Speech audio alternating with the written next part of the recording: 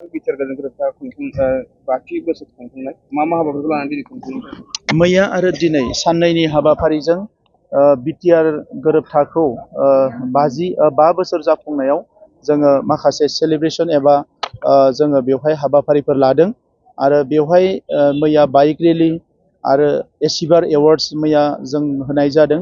लोगोसे दिनै फुंनिफ्राय जोङो बेजों लोब्बा लानानै जोंनि इएम आरो एमसिएलए क्वार्टार बेखेवनाय बड'लेण्डआव नैथि जि इउनिभारसिटि क'क्राझार इउनिभारसिटि बिनि अन्थाइ खाम्फा गायसननाय आरो बिनि उनाव गिदिरथार मोनसे सुबुं गौमाखौ जोंनि गाहाय आलासि आसामनि chief minister doctor Himanta Biswa Sharma बिथाङा एड्रेस खालामदों, बिबुंथि लाखिदों आरो बेवहाय जोङो मुंख्लंफोरनो जि एक्सग्रेसिया होनांगौमोन 195 मुंख्लंफोरनो जोङो दिनै एक्सग्रेसिया होनाय हाबाफारिखौ मावफुंदों।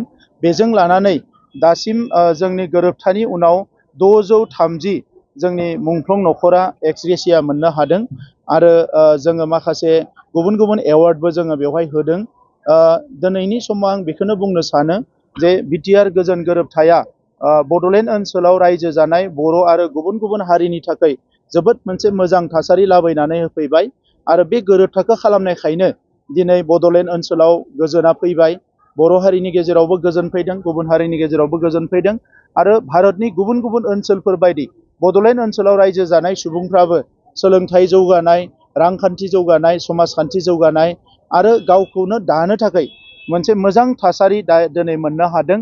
दा बिनिखायनो आङो गोजोन गोरोबथाखौ महर होनायाव मदद खालामनाय जोंनि भारतनि प्राइम मिनिस्टार मानगोनां नरेन्द्र मदि बिथां, भारतनि हम मिनिस्टार मानगोनां अमित शाह बिथां आरो आसामनि chief minister doctor Himanta Biswa Sharma बिथांनो आं साबायखर बावदों।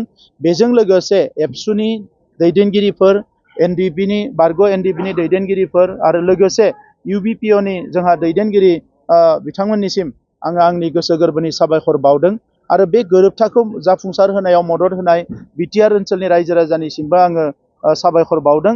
जेरैबायदि थांनाय 5 बोसोरखौ जों गोजोनै बारहोबाय, फैबाय थानाय समावबो जों गोजोनखौ अराय गोजोर खालामनानै लाखिनांगोन।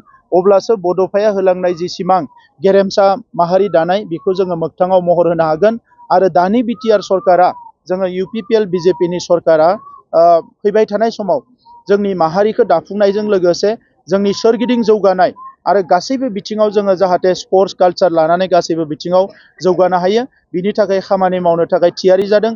जोङो प्लेनिं खालामदों, जोङो मिशन आरो भिजन बानायदों जाहाथे फैबाय थानाय समाव जोंनि ओनसोलाबो भारत हादरनि गुबुन जौगानाय ओनसोलजों समानै आगान होनानै आवगायलांनो हायो। बियो भारत हादोरनि जि मोनसे जोंहा पार्लियामेन्ट जानो थांगासिनो दङ, बे पार्लियामेन्टआव जोंनि जि 125थि भारतनि कनस्टिटिउसननि जि एमेन्डमेन्ट बेखौ लाबोनायनि बाथ्रा सोलिगासिनो दङ आरो बेखौनो लानानै जोंहा मानगोनां चिफ मिनिस्टार बिथाङा बुंदों जे मोजां खबर फैगोन। मानोना बे एमेन्डमेन्टआ जायोब्ला रांखान्थि फारसे गुबुन गुबुन बिथिं फारसे 6 शिड्युल काउन्सिलफ्रा आरोबाव गोख्रों जानो हागोन। दा नंखायनो बिटिआर काउन्सिला जिहेतु गासैबो काउन्सिलनि मादाव बयनिख्रुइ देरसिन काउन्सिल, जोङो बेवहाय गोबां बेनिफिटखौ जोङो मोननो हागोन। दा नंखायनो जोङो आसा फारिदों जे नैबे जानो गोनां पार्लियामेन्ट सेसनाव जोंनि जि एमेन्डमेन्ट बियो जाफुंसार महर मोनगोन।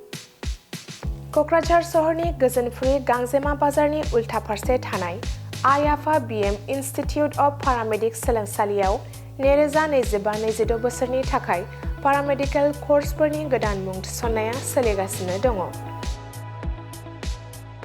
आइ आफा बिएम इनस्टिट्युट अफ पारामेडिक्सआ भारत सेवक समाजजों गनायथि जानाय आरो गुवाहाटीआव थानाय बान्था आवथायनो हानाय फसंथान एसिएडिक' एकाडेमिनि सिङाव सामलायजानाय गंसे गाहाम सोलोंसालि। आइ आफा बिएम इनस्टिट्युट अफ पारामेडिक्स सोलोंसालियाव नोंथाङा BSS diploma in medical laboratory technology, BSS diploma in operation theatre technology, BSS diploma in first aid and patient care, X-ray and imaging technology बायदि आयदाफोरनि सायाव नोंथाङा सोलोंथाइ लानो हागोन। लोगोसे सोलोंथाइ जोबनायनि उनाव प्लेसमेन्टनि खाबुबो नोंथाङा मोननो हागोन। आइ आफा बिएम इनस्टिट्युट अफ पारामेडिक्स सोलोंसालियाव जायखिजाया स्ट्रिमजों 12 थाखो उथ्रिसार जानो हानाय फरायसुला-फरायसुलिफोरा बे सोलोंथाइनि खाबुखौ लानो हागोन। थारैनो नोंथाङा जुदि सावस्रि फाहामथायनि सोलोंथाइ लानो गोसो जानानै दङब्ला अब्ला गोबाव खालामाजासे आइ आफा BM इन्स्टिटिउट अफ पारामेडिक सोलोंसालियाव थाबैनो सुलाद लादो। सुलाद लानो एबा आबुङै मिथिनो थाखाय 93958999391 एबा 8135971844 मबाइल नाम्बाराव फोनांजाब खालामदो।